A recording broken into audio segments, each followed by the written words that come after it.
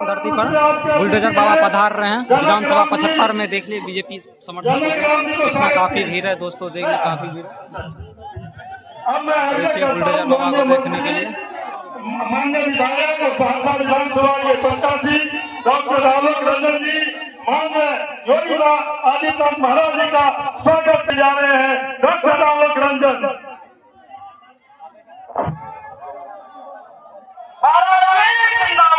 जिंदाबाद जिंदाबाद जिंदाबाद जिंदाबाद जिंदाबाद।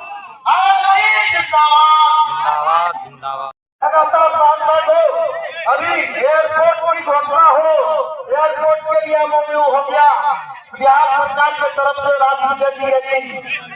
आज सहरसा में दो प्राइवेट मेडिकल कॉलेज के बाद भी सहरसा के लोगों की जाति मेडिकल कॉलेज हो, उसको भी कैबिनेट से स्वीकृत किया गया।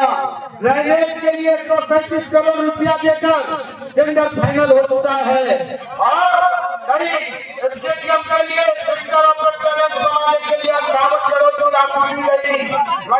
इसके अलावा संस्कार के नाम पे लेकिन आज गाँव मंत्री का काम शुरू यहाँ पर हमारी सरकार ने कराने का काम किया।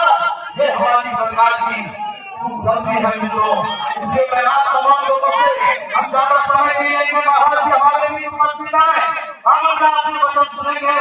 बस सदा आग्रह करते हुए इसी तरह सरकार को आप एनडीए की सरकार को आप 2000 से बात देते रहिए।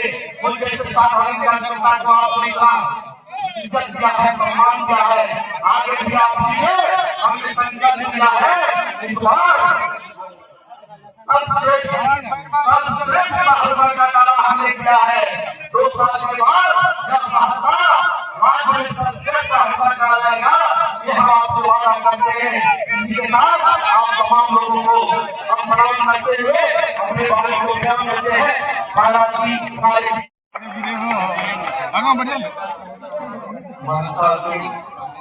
सहरसा जिला के सहरसा विधानसभा के प्रत्याशी आदरणीय भाई आलोक रंजन एवं शक्तिपीठ तारा स्थान है, चंद्रिका स्थान है, उस धरती पर अब बुलडोजर किसे कहते हैं उसको समझ लीजिए। अन्याय रूपी दीवार को हक रूपी बुलडोजर के संचालक आदरणीय योगी जी के से लग जाएगी। आप जैसे महान संत को आने से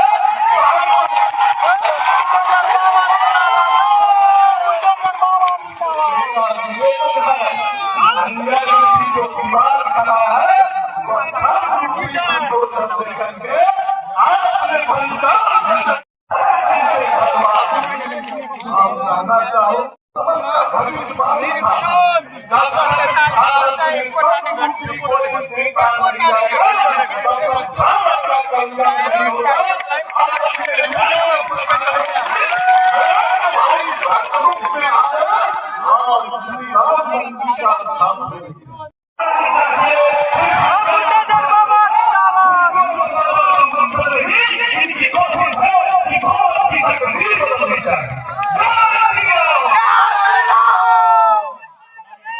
भारत माता की भारत माता की भारत माता की वंदे मातरम।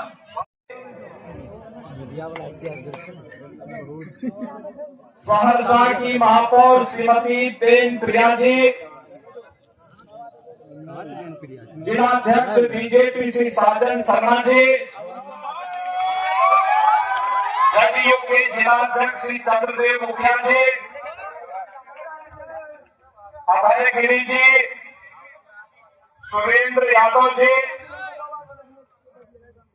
और भारी संख्या में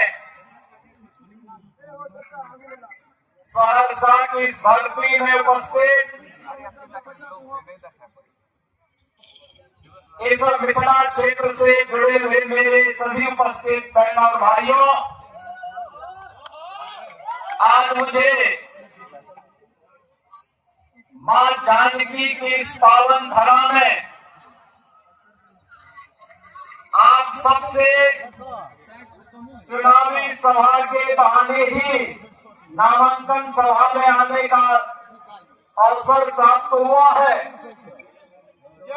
इस अवसर पर मां जानकी की इस पवित्र धरा को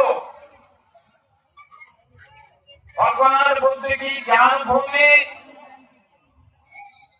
भगवान महावीर की पावन जन्मभूमि,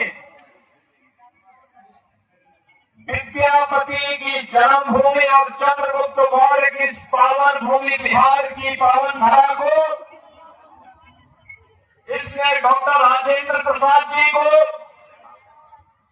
जयप्रकाश नारायण जी को, कर्पूरी ठाकुर जैसी विभूतियों को जन्म दिया हो। कोटि कोटि नमन करते हुए मैं आप सबका हृदय से अभिनंदन करता हूं, स्वागत करता हूं। बहनों और भाइयों, उत्तर प्रदेश और बिहार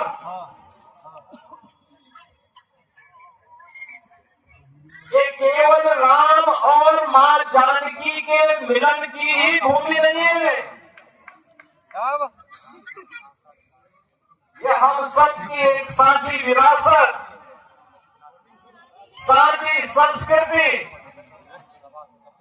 आस्था और साझे भविष्य का प्रतीक भी है। और उसी साझी विरासत को एक साथ आगे बढ़ाने के संकल्प के साथ मैं आज उस पावन संकल्प के साथ जोड़ने के लिए आपके बीच में यहां पर उपस्थित हुआ हूं। आज से 10 वर्ष पहले ये है विरासत, और बिहार के पास मां जानकी का भी है। ये समृद्ध विरासत भगवान बुद्ध की ज्ञान की परंपरा का भी है। भगवान महावीर भव्य मंदिर के निर्माण की आधारशिला भी रखी, और गत वर्ष भगवान रामलला को विराजमान करने का काम भी प्रधानमंत्री मोदी जी ने अपने कर कमलों से संपन्न किया है। भारत की आस्था का सम्मान होगा, भारत की विरासत का संरक्षण होगा, तो वहाँ विरासत भी विकास की नींव को पुख्ता करेगा। बहनों और भाइयों, क्या हो रहा था कांग्रेस के शासनकाल में? ये विरासत को अपमानित करते थे, कहते थे राम हुए ही नहीं, कृष्ण हुए ही नहीं, भारत की विरासत को खोजते थे, भारत को अपमानित करते थे, भारत और भारतीयों को गाली देते थे, घुसपैठियों को घुसपैठ करा करके राजकता पैदा करवाते थे। और आरजेडी को तो कहना ही क्या, इन्होंने बिहार का विकास नहीं किया, अपने परिवार का विकास किया।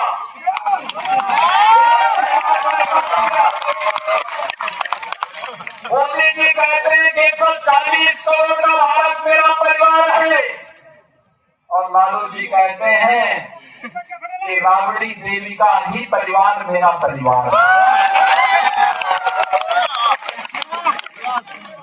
आरजेडी उससे बाहर नहीं सोच सकती। एनडीए पूरे भारत के लिए सोचता है, डबल इंजन की सरकार बिहार के उस विकास को आगे बढ़ा रही है। नीतीश जी के नेतृत्व में पिछले 20 वर्षों में बिहार में विकास की जिसने प्रतिमान को आगे बढ़ाया है, ऊंचा किया है, आज गांव गांव की कनेक्टिविटी को तेज किया है, उद्योग धंधे प्रारंभ हुए हैं, इंजीनियरिंग कॉलेज बन रहे हैं, विश्वविद्यालय बन रहे हैं। आज